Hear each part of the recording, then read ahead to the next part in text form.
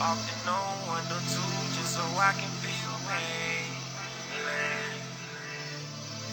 I gave my all to the game and it still ain't changed. That hard work pays off and it'll get you to the major. Yeah, see my hands hurting. I've been working hard, condition long, do my job, practice long for that new position. Rookie of the year, pay attention. See my goals high, call it fly ball. I am never waiting.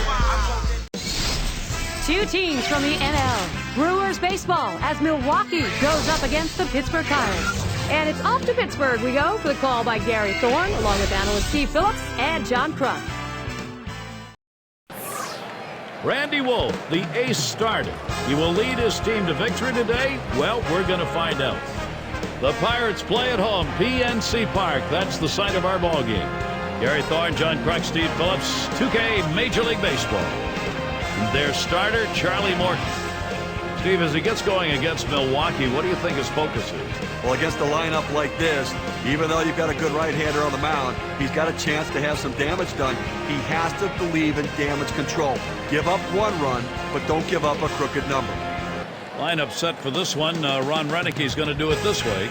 Scouting pick, John. Who are we looking at today? Well, Ryan Braun has put up historic numbers in his first few seasons in the major leagues, and he's not stopping. One of the great young hitters, not only for power, but the way he can drive in runs. This guy is uncanny when it comes to having a bat in his hand. Niger Morgan will lead it off. For the Milwaukee Brewers, center fielder, number 2, Niger Morgan.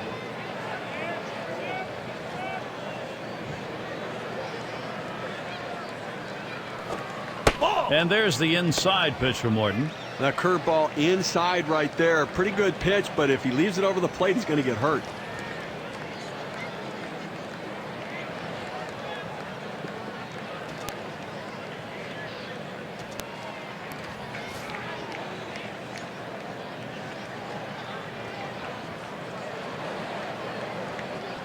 Here's the 1-0. And he looks at a sinker in there, 1-1. Well, that's textbook use of the sinker. Down and away, pounding the strike zone. Good pitch.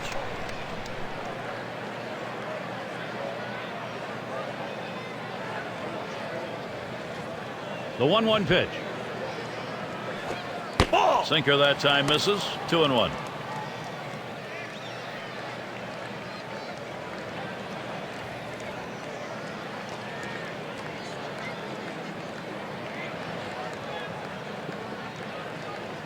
Here's the 2-1 pitch.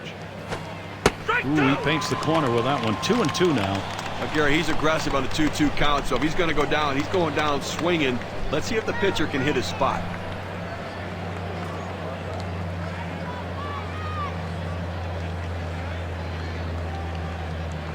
The 2-2 pitch.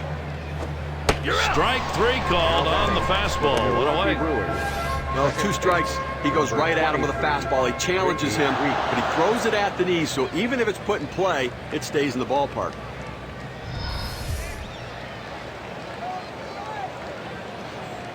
Now we'll take a quick look at the Pirates and how they're positioned on the field.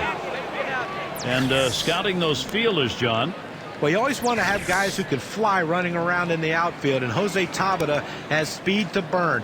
He can play multiple outfield positions. He's a good enough arm to play right field. He also has the speed to play center if need be.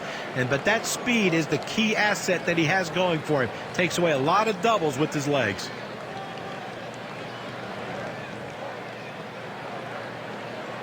Here's the pitch. Low for a ball to Weeks. After being such an impact player in his first few years, Ricky Weeks had a couple seasons where he had to battle some injuries and find his bat, but he looks as good as ever once again. Here's the 1-0 from Morton. Swing and a miss by Weeks. Count knotted up. John, how tough it was for Ricky Weeks. You think what a low point it had to be being sent down to work on a swing. Yeah, and to think of the player he was to have to get sent down. But you know what? A lot of times guys take it as a slap in the face and they say, you know what? I have to work on things to get back to where I was. He certainly did that last year. Strike two with a swing and a miss on a fastball. He just reared back and said, here it comes, big boy. Here comes my best fastball. He busted him inside with it.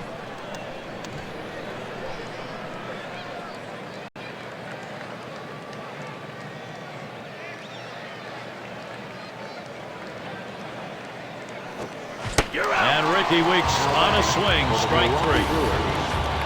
Let's see this curve again. Ryan Braun.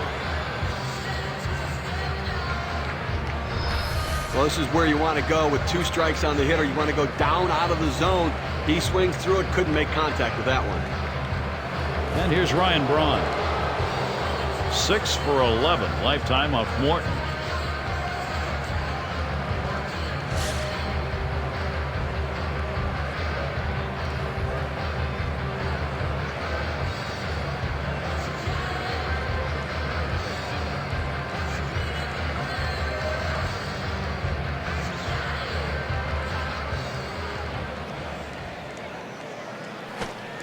Pulls back on that curveball, takes a strike on 1.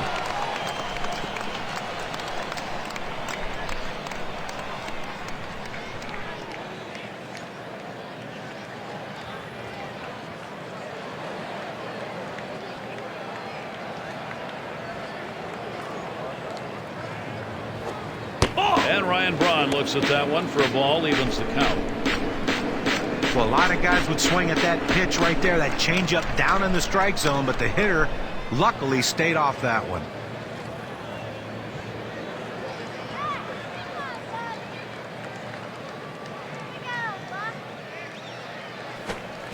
That one fouled off by Braun.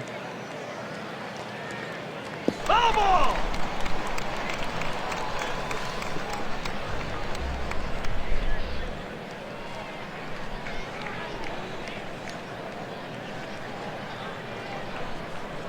And Morton with the 1-2 delivery. You're out. Strike 3. Ryan Braun right through that one. See ya. And a good defensive half inning. 3 up, 3 down. Well, the first chance for the Pirates coming right up. Now batting for the Pittsburgh Pirates. And here's a look at the starting pitcher for Milwaukee. Number 31. Steve, as he takes a look at this Pittsburgh lineup today, what do you think he's thinking?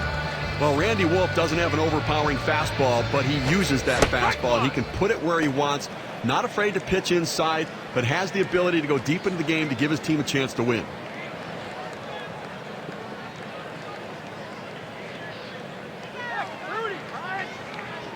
Pitch on the way. Takes that curve. 0-1 pitch for a strike. 0-2. Well, the pitcher's way ahead. He's got some room here now to play with some pitches. Don't be too fine giving him something good to hit. The pitch. Tried to get him to bite, but he lays off outside. 1-2.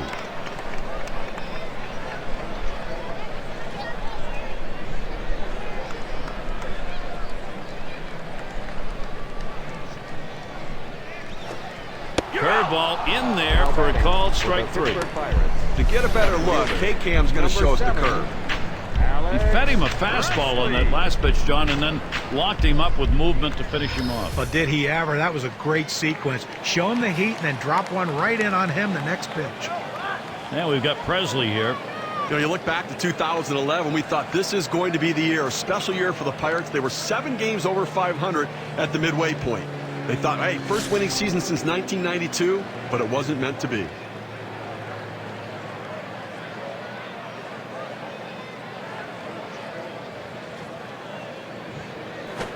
Line drive. That's foul towards first. There are turning points in a year, Steve, and for the Pirates last year, it certainly looked like that long Atlanta game, July 26, tied first in the Central. They got a bad call that cost them a ball game, John, and the skid began. Yeah, and the heartbreaker was the longest game in either team's history. The Pirates didn't recover. They lost 11 of their next 12, and their dream season went down in... A swing and a miss, strike 3, but a chance at first.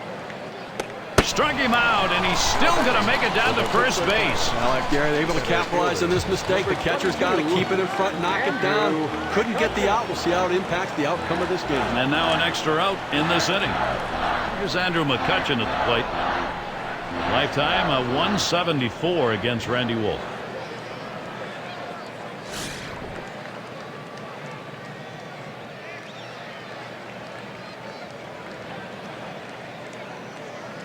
He delivers. Watches that fastball. That goes by him for a strike. Well, 0-1 count. Now he's going to look to go to his curveball. That's what he tends to do in this situation.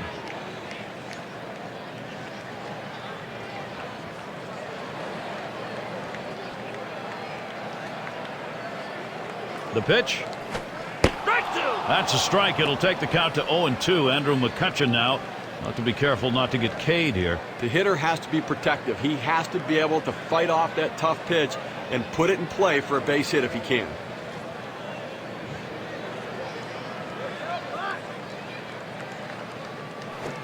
That one swung on, hit in the air to deep right center field.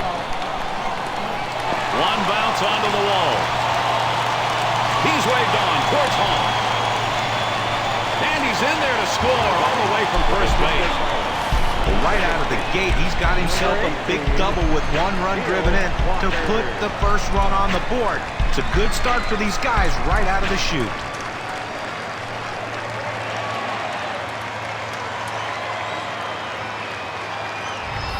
Now we'll take a look at the Pirates lineup. John, who do we keep an eye on? Well, not a young guy as far as age goes, but a young guy as far as major league experience goes, and that's Garrett Jones. But what he has is the potential to hit the ball out of the ballpark. A big guy, 6'4", 245 pounds. Like I said, he can hit the ball out of the ballpark, but it's the consistency that's been hurting him.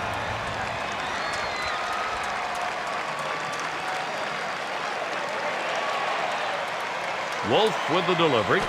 The fastball is in there. It's 0-1. Well, you look back to last year, the Brewers dominated the NL Central. That's what you have to do. It's a double victory. You beat the closest opponent, and you add a win in the standings. Here's the pitch. Couldn't pull the trigger in time. He's behind 0-2. And the Brewers in that Central Division last year, Steve was talking about, that record was 31-12, John. That's exceptional. And at one point in July and August, they played 6 straight series against NL Central opponents, won every one of them, and swept 4 of them. Can't get him to chase the fastball. Low, 1-2.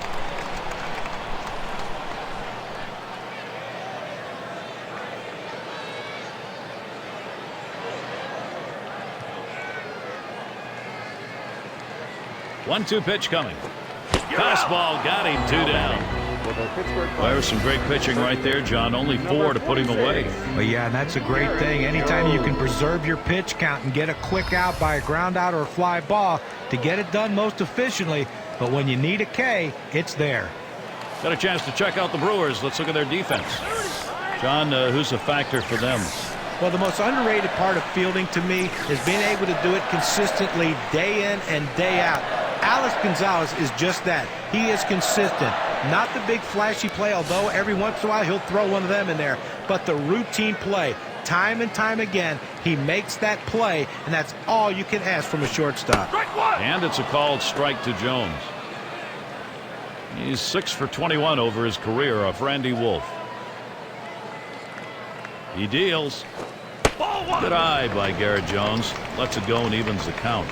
The scouting reports indicate when the count is 1-1, he's really aggressive. So I'm being real careful on this pitch. Good looking fastball. Called the ball though, 2-1. Well, hitters know those two-seam fastballs down and away turn into ground ball out. So they lay off of it. But with 2 strikes, it's a pitch you have to swing at. Lays off that fastball. It's a called strike, 2-2.